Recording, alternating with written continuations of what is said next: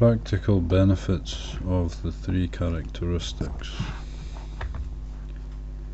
The ephemeral nature of life and the value of time. Form is like a lump of foam, feeling like a water bubble.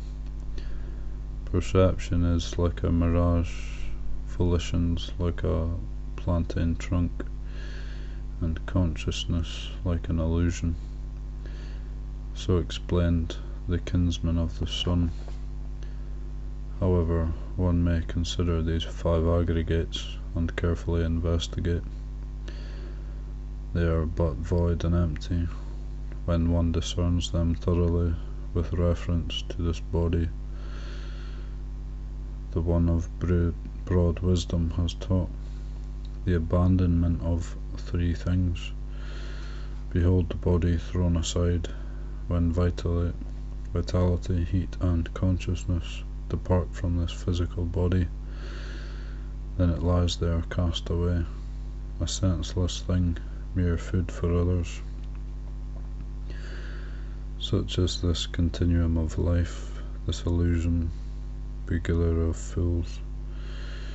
These five aggregates are known as a murderer. Here no substance can be found. A monk with energy aroused should look upon the aggregates thus, whether by day or by night, comprehending, ever mindful. He should discard all the fetters and make a refuge for himself. Let him fare as with head ablaze, aiming for the immeasurable state. Monks, this lifespan of human beings is short. One must pass on to the future life. You should reflect wisely, do good, and live a pure life, brahmacharya. One born cannot avoid death. One who lives long lives 100 years, or a fraction more. Short is the lifespan of human beings. The good man should disdain it. You should live like one with head aflame. No one can avoid death's arrival. Days and nights pass by. Life is brought to a halt. The life of mortals is exhausted, like the water of small streams. Life in this world is unpredictable and uncertain. Life here is difficult, short, and bound up with suffering. There are no means to help those born to avoid death. Even for one reaching old age, death prevails. Such is the nature of living creatures. As ripe fruit is in constant danger of falling, so too living beings are in constant danger of death. As clay pots made by the potter end up shattered, so it is with the life of mortals. The young and the old, the foolish and the wise, all are trapped by death. All have death as their end. When they are overcome by death, going from here to the next world, even a father cannot save his son, or a family its relatives. Look, while relatives are watching, tearful and wailing, humans are carried off one by one, like cattle being led to slaughter. The world is smitten by death and old age. The wise do not grieve, knowing the nature of the world. You cannot know a person's path, neither its origin nor its destination. Not seeing these ends, to grieve for him is futile. If a deluded person should gain any good by lament and self-torment, a wise person would act so too. Grief does not lead to peace of mind.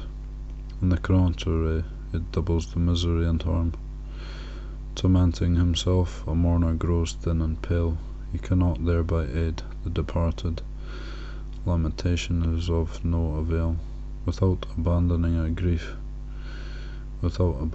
grief, a person suffers further anguish. Mourning the departed makes him a slave to sorrow. Look at people set to depart in conformity with their actions. All beings are terrified when trapped by death.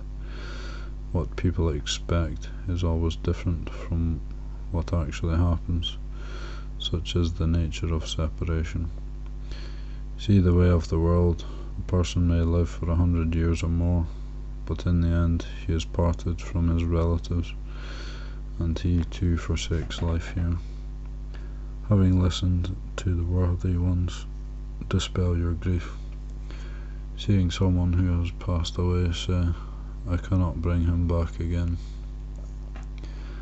A wise, skilled, and learned person eliminates sorrow as soon as it arises, like dousing a fire, or like the wind blowing away a tuft of cotton.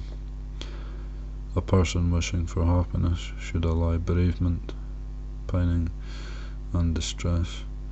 He should pull out this piercing arrow. Having pulled out the arrow, he is freed, and discovers peace of mind. He passes beyond all grief, sorrowless and quenched. Once conceived in the womb, at day or night, human beings go onwards without return. Despite abundant vigour, their battles against aging and death are futile.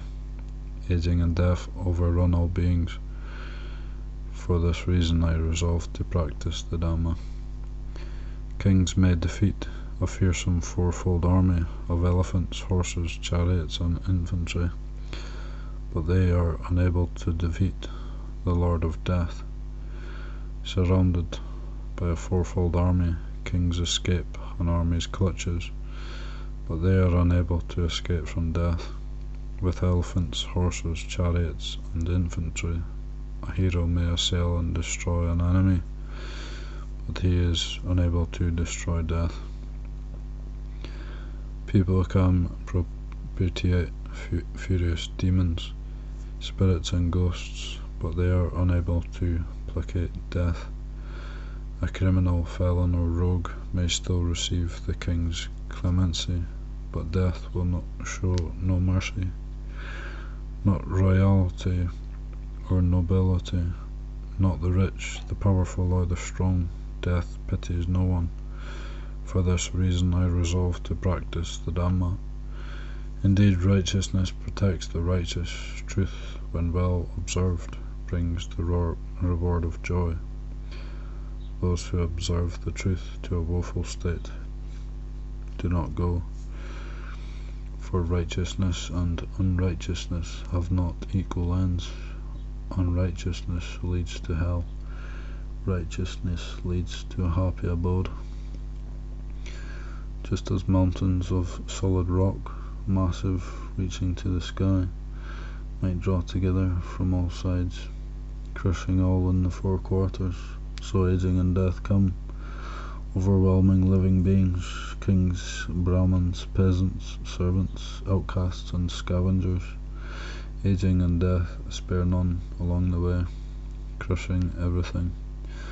No battlefield exists there for elephants, for chariots and infantry. One cannot defeat them by incantations, or bribe them with wealth.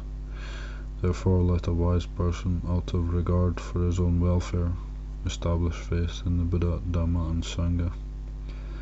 When one conducts oneself righteously with body, speech, and mind, one is praised here in the present life, and after death one rejoices in heaven. The world is smitten by death and besieged by old age. The world is pierced by the arrow of craving, constantly seething with desire. The world is mauled by death and engulfed by old age. It is defenceless and relentlessly beaten, like a thief receiving punishment. Death, disease, and old age pursue us like three huge fires. No power exists to withstand them, no speed to run away. Do not let the days pass in vain. Accomplish something great or little. With the passing of each day and night, life's opportunities dwindle. Your last moment approaches, whether walking, standing, sitting, or lying. There is no time for you to be negligent. I see your young sons crying, Mummy, Daddy. They are adorable and hard to come by. Alas, even before reaching old age, they succumb to death.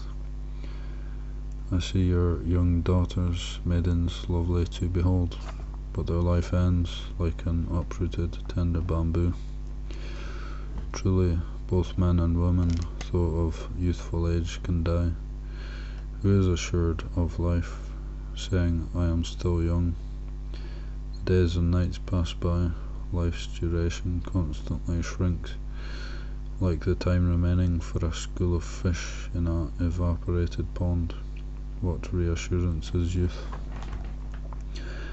The world is smitten by death and besieged by old age. The days do not pass in vain.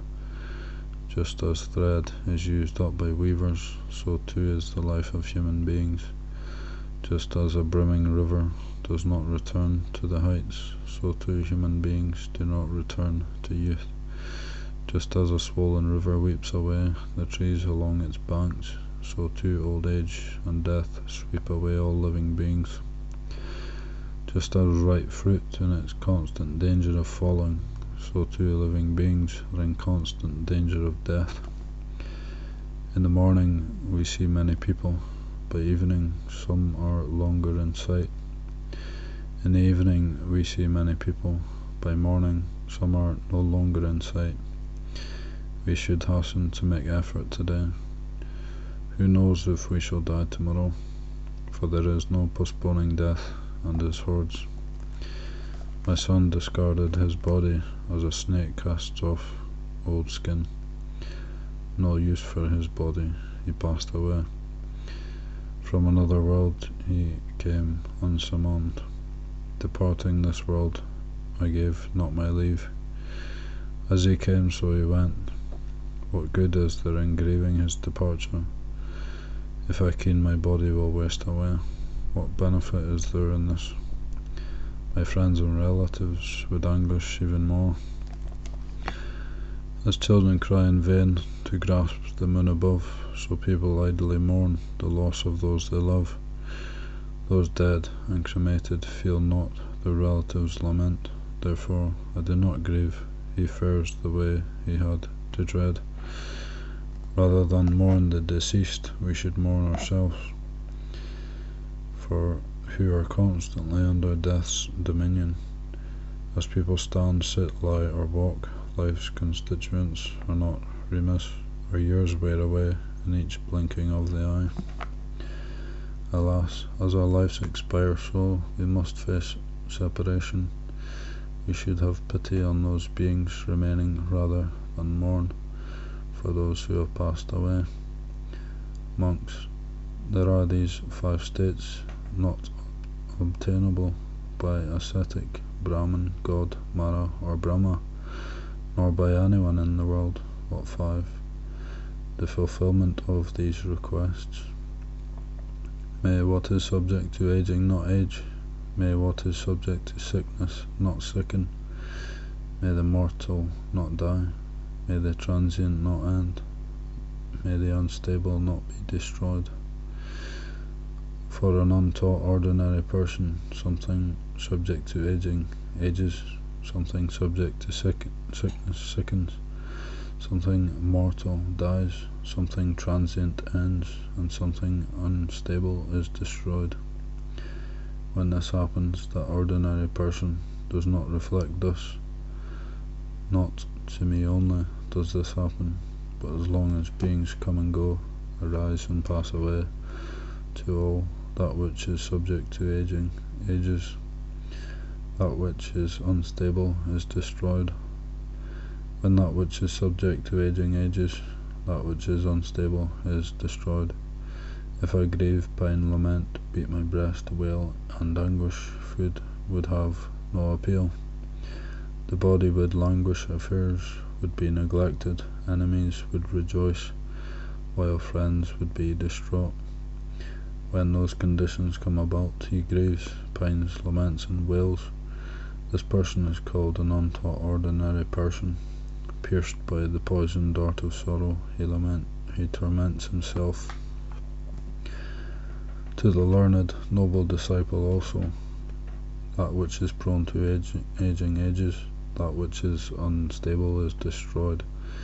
When this happens, that noble disciple reflects thus: not to me only does this happen, but as long as beings come and go, arise and pass away, to all, that which is subject to aging changes, that which is subject to aging ages, that which is unstable is destroyed.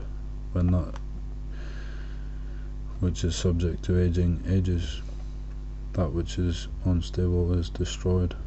If I grieve, pine, lament, beat my breast, wail, and anguish, food would have no appeal.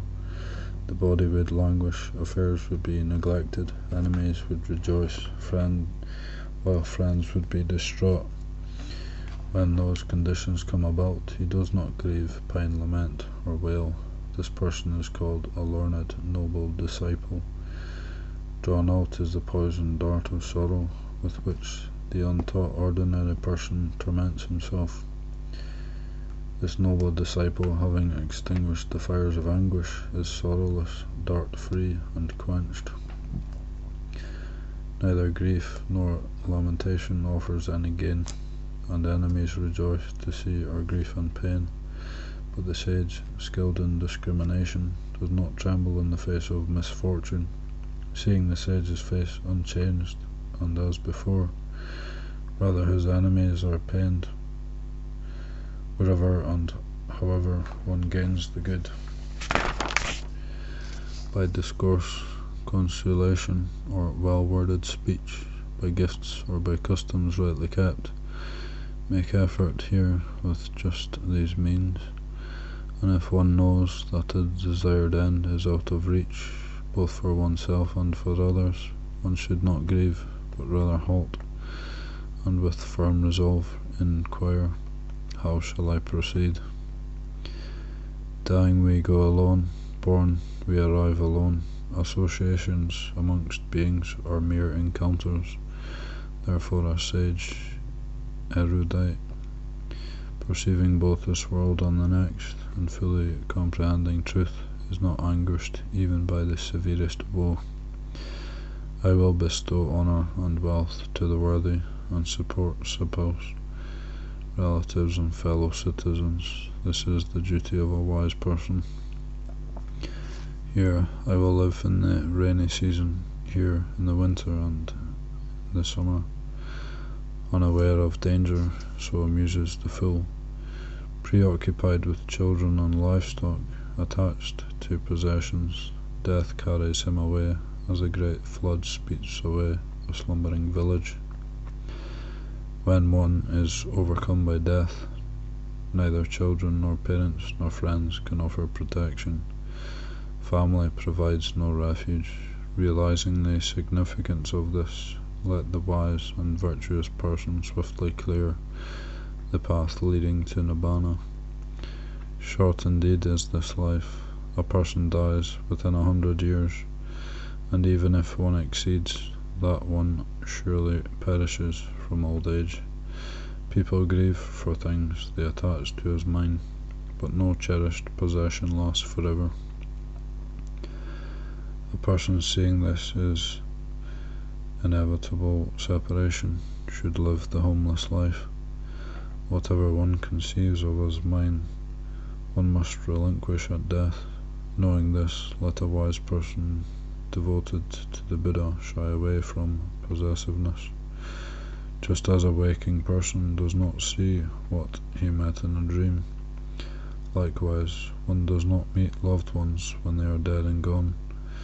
Here, one sees and hears of specific people, but when they have passed away, one is left only reciting their names. A person greedy for possessions cannot renounce grief, lamentation, and stinginess. Hence the sage, discerning true safety, abandons guarded possessions and wanders forth. The wise declare that he who escapes the cycle of births is a suitable companion for a monk cultivating seclusion and dwelling in solitude. Free from attachment, a sage creates no objects of lust or loathing. Sorrow and selfishness do not stain the sage, as water does not permeate a lotus leaf. just as water does not adhere to a lotus leaf, as a lotus is not tainted by water. A sage does not cling to what is seen, heard, or perceived. A wise person does not give undue import to what is seen, heard, or perceived, nor does he wish for purity by other means. He is neither impassioned nor disaffected. At times wealth parts from its owner, at other times a person departs from his wealth. See here, you pursuer of pleasure, mortals do not live forever, therefore I do not grieve whilst others are grieving. The full moon rises and then wanes, the sun illuminates the earth and sets. I see through the worldly vicissitudes, therefore I do not grieve whilst others are grieving. Pleasure and pain, fame and disrepute, gain and loss, praise and blame. For human beings these things are transient, inconstant and bound to change.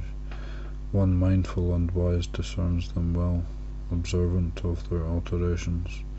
Pleasant things do not stir his mind, and those unpleasant do not annoy. All partiality and enmity is dispelled, eliminated and abolished. Aware now of the stainless, griefless state, he fully knows, having gone beyond.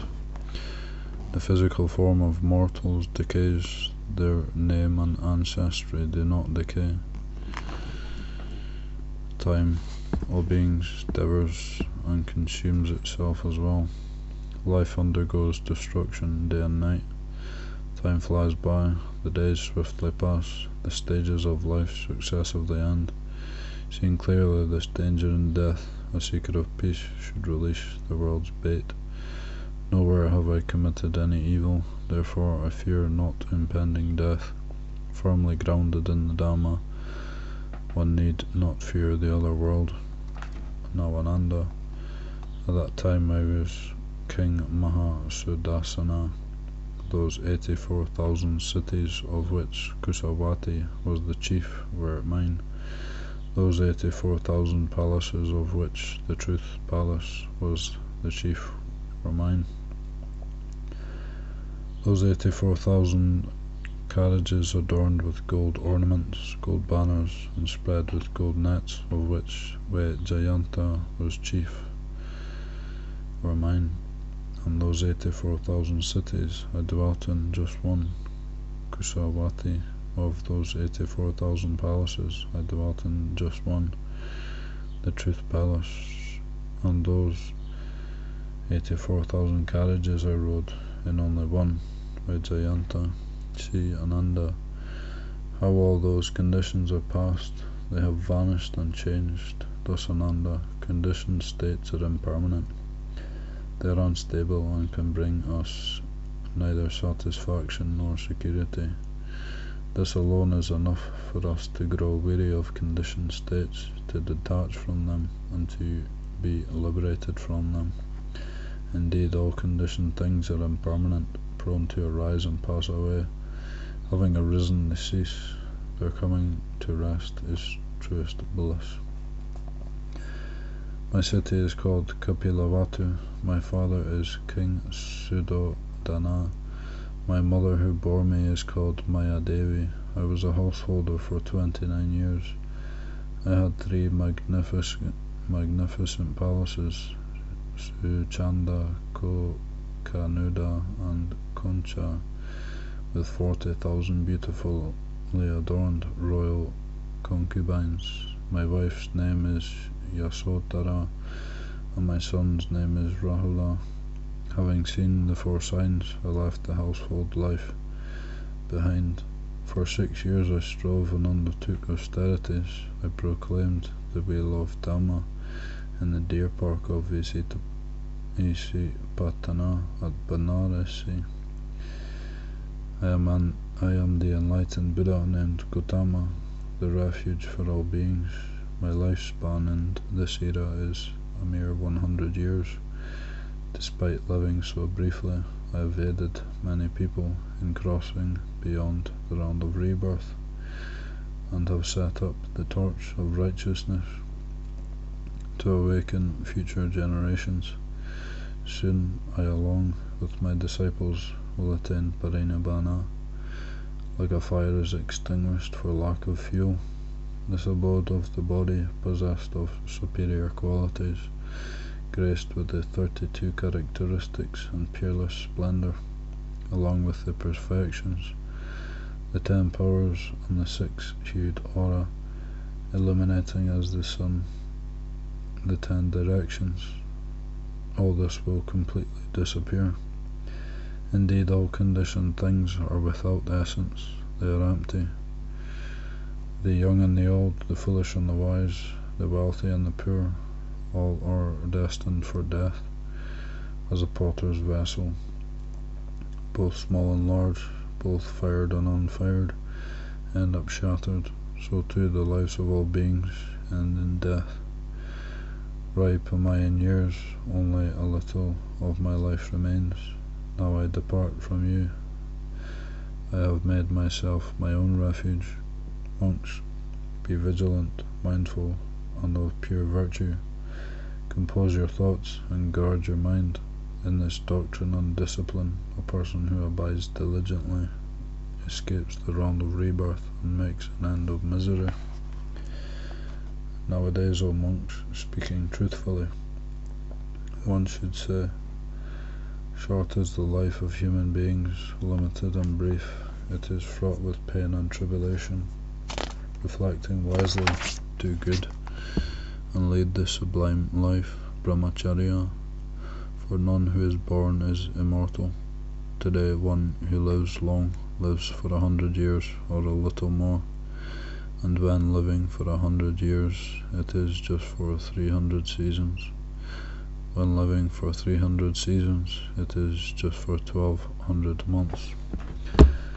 When living for 1200 months it is just for 2400 fortnights, and when living 2400 fortnights it is just for 36,000 days, and when living for 36,000 days a person eats just 72,000 meals, 24,000 meals in winter, 24,000 in summer, and 24,000 in the rains, and this includes the drinking of mother's milk and the times without food.